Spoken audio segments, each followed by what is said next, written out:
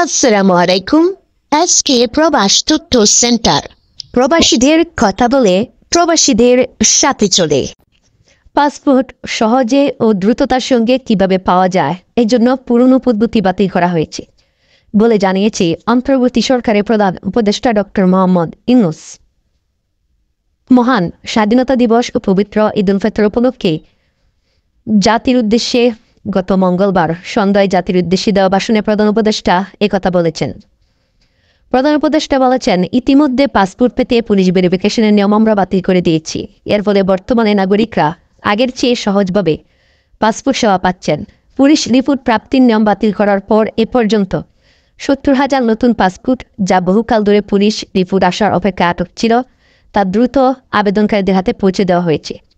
তিনি আরও বলেছেন, পাসপোর্ট প্রাপ্তি সহজ করার জন্য আমরা পুরনো পদ্ধতি বাতিল করে ইলেকট্রনিক পাসপোর্ট প্রচলন শুরু করেছি। এর ফলে দ্রুত পাসপোর্ট দেওয়া সম্ভব হচ্ছে। ডক্টর মোহাম্মদ ইউনূস বলেন, দেশের অভ্যন্তরে এই পাসপোর্ট হোম ডেলিভারি দেওয়া সম্ভব হচ্ছে। আগামীতে সকলেই ঘরে বসে পাসপোর্ট পাবেন, এটা নিশ্চিত করার চেষ্টা করছি।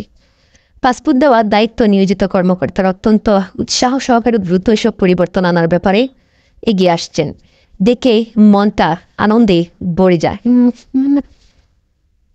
এই ছিল আজকে প্রবাস তথ্য সেন্টারের সর্বশেষ আপডেট। পরবর্তী আপডেট পেতে চাইলে সঙ্গে থাকুন। ধন্যবাদ।